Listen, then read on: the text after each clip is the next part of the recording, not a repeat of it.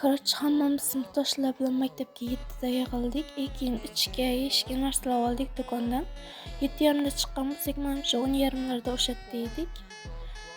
Bilet oldik, aylandik. Odam vashshi ko'p edi. Mana birinchi marta borishim edi Xivaga, vashshi yoqdi menga. Turli xalqlardan bor. Koreysmi, Xitoymi, Tailandmi, ular farqiga boramadim. O'shalarga o'xshatdim. Ruslar, inglizlar, men inglizlar bilan vashshi gaplashim keldi. Men gaplasha olmadim. Ingliz tilini bilmayman to'g'risi. Endi o'rganyapman asta-sekin.